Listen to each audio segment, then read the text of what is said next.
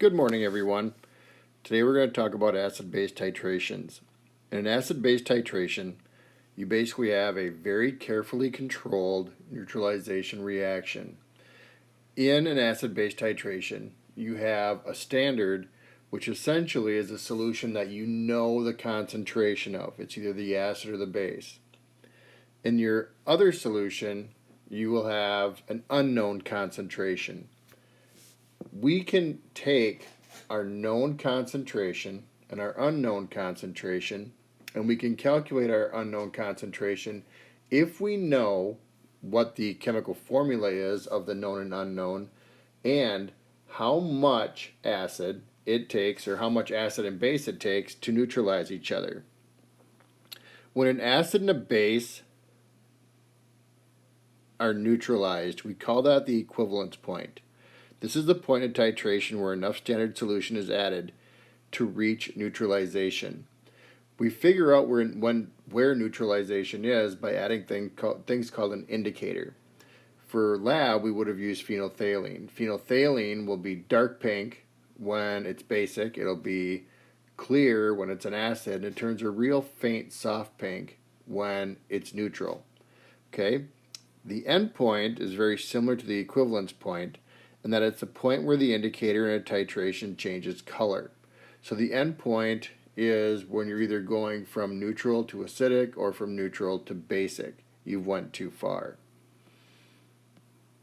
In a neutralization reaction where total moles of hydrogen equal total moles of hydroxide, we can use the equation V1M1 equals V2M2. You're going to see me write it as M1V1 equals M2V2. That's just how I was taught it. Okay? You can use this when the ratio of hydrogen to hydroxide molecules is 1 to 1. That's very important. I'm going to show you a little bit later on what you do when it's not 1 to 1. It's kind of a cheat. There's another way that I would have taught you how to do it if we were in class. But for right now, I'm gonna show you the shortcut method. Okay? So for this first example, let's say that we have a 43 milliliter volume of sodium hydroxide, and it was titrated with 32 milliliters of 0.100 molar hydrochloric acid. What is the molarity of the sodium hydroxide? You can take a look at the two compounds, or the acid and base that we're using, and you see that there's one hydroxide in sodium hydroxide, and there's one hydrogen in the hydrochloric acid. This means that my ratio of hydronium ion to hydroxide ion is going to be 1 to 1. Okay, when the ratio is 1 to 1, I can go ahead and use M1V1 equals M2V2. And I'm going to set it up just like this. I don't know the molarity of my sodium hydroxide, but I know that I use 43 milliliters of it. So that's my M1V1. I do know the molarity of my acid, which was 0.100 molarity, and the volume that I used was 32 milliliters. All I'm doing now is I am going to algebraically solve for M1. And to algebraically solve for M1, you're going to divide both sides by 43. This side will cancel out, and you get 0.100 molarity times 32 milliliters divided by 43. And you should get 0.074 molarity for the solution of sodium hydroxide. Okay? Now, what happens when it's not 1 to 1? When it's not 1 to 1, you have to multiply your hydroxide ion and your hydronium ions by how many H plus and OH ions there are in the acid or the base. Let's look at this example. So we have a volume of 25 milliliters of 0.120 molar H2SO4. Right here, you're going to notice that it's H2 and not just H. This neutralizes 40 milliliters of an NaOH, or sodium hydroxide, solution. There's only one hydroxide. So my ratio of hydrogens to hydroxide, or hydroniums to hydroxide, is going to be a 2 to 1 ratio. It now wants to know what is the concentration of the sodium hydroxide solution. Remember, if the ratio of the hydronium and the hydroxide ions is not 1 to 1, we're going to use this equation. We're going to take the amount of the hydronium hydroxide and determine what X is. because this is H2SO4, my molarity or my concentration for H2SO4 is going to be 2 times 0.120. Okay, so my X for my acid is actually going to be 2. For my base, sodium hydroxide, I only have one hydroxide. So with that one hydroxide,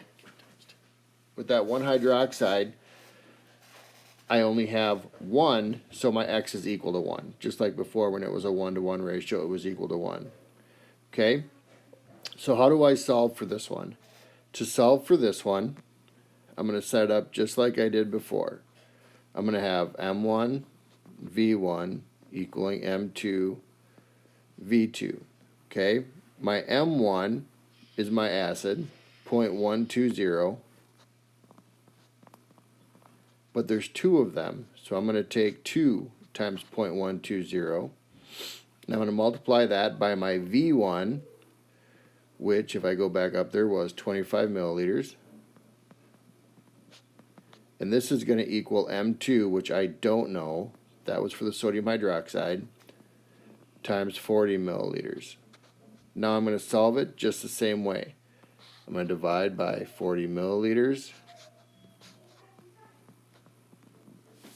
And I'm going to take 2 times 25 divided by 40. And I get my answer then is a 0.15 molar solution. Okay, let's take a look at 19-3 and see what we have here. So for 19-3, looking at the first question, again, what I want to do is I want to figure out what is my V1 and what is my M1. I have a volume of 30 milliliters of 0.25 molar hydrochloric acid and neutralize its 50 milliliter sample of KOH solution. What is the concentration of the KOH? So again, I'm going to identify what my variables are. Because these are together, it says 30 milliliters of 0.25. You know that they're together. They're M1, V1. It really doesn't matter if you make them as M2, V2. As long as they're on the same side, you're going to get the same answer. Then it says that it neutralizes 50 milliliter sample of KOH. So this is going to be my V2. It wants to know what my M2 is. So I set it up just like I did before, just like I did in the example. And I'm going to divide by 50 milliliters. Divide by 50 milliliters. And the answer that I'm going to come up with then is M equals 0.15. Okay. Let's look at one where we don't have a 1-to-1 ratio. Look at number 6. We have a volume of 50 milliliters of 0.30 molar HCl. And again, there's only one H there. So I know that this is going to be V1. This is going to be M1. And it says that it neutralizes a 60 milliliter sample of calcium hydroxide. However, if I look at that calcium hydroxide, I'm going to see that there's a 2 there. So that means it's actually going to be 2 times the molarity. Okay? So when I set this equation up, I'm going to do it just like I did before. M1V1 equals M2V2. Only when I actually plug the numbers into it, I have 0.30 molarity times 50 milliliters. And this is going to equal 2 times my M1 times 60 milliliters. Okay? So I'm going to divide over 2 times 60. 2 times 60. And what I get for an answer here is 0.30 times 50 divided by basically 120, which should give us 0.12. It's actually 0.125, but 0.12 molarity for my calcium hydroxide. Hope that helps. If you guys have any questions, let me know. Thanks.